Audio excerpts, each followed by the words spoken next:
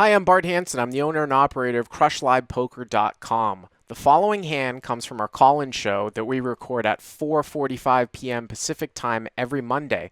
If you want to call in your hand, check out the phone number in the description. Um, and everybody at the table, it's a nine-handed game. I have a pretty good history with, so I know them pretty well. Okay. For this hand, I am on the button with $300, Okay. and I have seven of spades and five of spades. So does it get folded to you?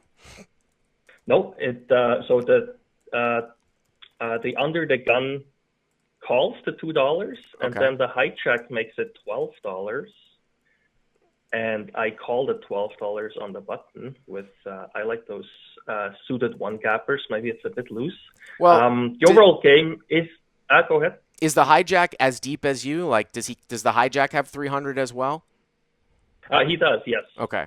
So obviously, like when you're playing low stakes, it's just one of the easier concepts to learn, but a lot of people don't look at it. I mean, obviously, like, so he makes it 12. I mean, the old school rule that I put out of 15, 25, 35 would mean that you probably need to make like $360 here if you were just playing straight to hit your hand, obviously. Right, right. At the low stakes, I don't have a huge problem breaking this rule a little bit. And also, like for example, I would never flat call really here. I'm not going to say never. I'm probably either going to three bet or fold like a gap suited connector in this particular spot if there was a limper in there because just a hand is easier to win without flopping big when your head's up. It's easier to do that with any hand. Right. But if it was hijack open and you're on the button with 7-5 suited, I could see calling. I could also see three betting. It's probably one of the worst hands that you're going to have there in that particular spot. But don't go overboard though, because like don't as a broad generalization, you know, Conlon Ma and I went over this on Top Section a while back. When you look as like sort of as people have started to use, you know, AI and computer solvers to look at these matchups pre-flop, anything Right. that's more than a single gap is really bad. What I mean is that like a hand like 9-6 suited, 8-5 suited, those things are those hands should almost never be played. So Okay. just as a, you know, I don't know how far down the line you're going, but anyway, so you make the call on the button, right? Okay. Right. Yep. Small blind calls as well, and the big blind folds, and the under the gun player also calls the All extra right. $10. So what is it? 4 by 12, something like that. Plus 48. the big blind, so $50. Okay. Yep. So you go to the flop. Yeah, the flop is two of spades, Mm-hmm. four of hearts, six of spades. Wow. So you flop an open-ended straight draw and flush draw, right? That is correct, yes. Okay. And it gets checked to me, and I just want to take it down right there with someone check for these. So I bet $30. Okay. The small blind goes all in for $170. Okay. The under the gun player smooth calls 170. He has a $450 stack. Okay. The original raiser hijacked, he folds. This is interesting. And now I have a decision to make because I know the under the gun player very well. He's one of the tightest players you'll ever meet, and I am 90% sure he has a set. He has a set. Okay. Yeah. Yeah. Yeah. At worst, he has the nut flush draw, but I just don't put him on that. So now well, there's an old adage. One of my first. This one's really interesting because you have like a massive amount. You know, your draw is so big. I don't know if the small blind is the type that might play a hand like 5-3. I mean, the best case scenario is you're up against two sets, right? That'd be unbelievable. But the worst case scenario, and I think one of the first tweets that I ever sent out about strategy is that if you are in a multi-way spot like facing two all-ins and you're up against a made hand and a draw that dominates you, that is a recipe for like 0% equity. It's one of the worst situations you can ever be in Hold'em when you have a draw that's dominated and someone else has a made hand. you're fucked, Because in basically. this case, Um, the, I'd only have 6 life outs. Yeah. yeah, well, I mean, your hand's a little bit different because you have an open-ended straight draw here too. But Mm-hmm. say, for example, like you had king, queen of spades. Do you see what I'm saying? Something like that. Like you'd have to fold.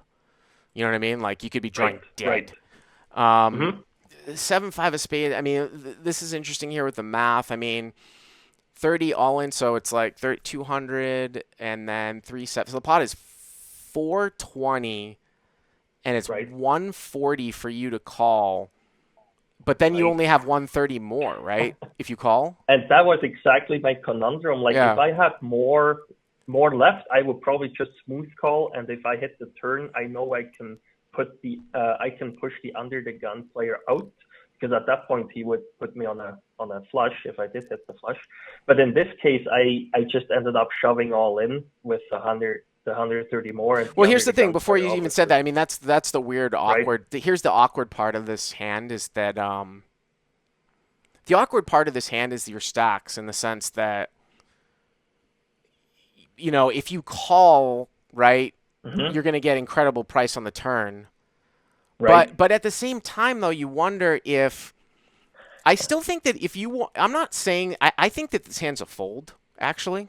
Okay, Right. but if you Yeah. were to play it, and we've talked about this a little bit before, I think that actually calling is superior to moving all in. And here's why, even when you only have 130, because you can call, meaning that like if you call and the guy now moves all in on a blank turn, you can call again. But where you Right. but the advantage of calling as opposed to moving all in is if the board pairs, you don't put any more money in the pot. Okay, this is a PLO Mm-hmm. concept too. And also too, like if the board if the river if the turn if you call and the turn is a spade and the Right. under the gun now just moves all in, it sounds to me like you Uh-huh. think that the under the gun guy so well that you think that that's almost always the nut flush. I mean, that's a pretty extreme assumption, but is that accurate? Yes, it is absolutely. And I talked with him after that for a long time about the hand too, and he Mm-hmm. said he would have checked the turn if I just called the flop, Well, that's the and well. By then the way, that's the other thing too. Is that if you call instead of moving all in here, now mhm, you're gonna see a free card a fair amount too, and you can just check behind, right? Because you got to right, beat the small blind, so you save yourself the 130. So that's why if you're mhm, gonna continue, calling is vastly superior, even though it's a weird stack size. Calling and then calling it, going call on non-blank, non-board pairing turns is superior to moving all in, and you're going to see a free card sometimes too. right. That's actually good idea.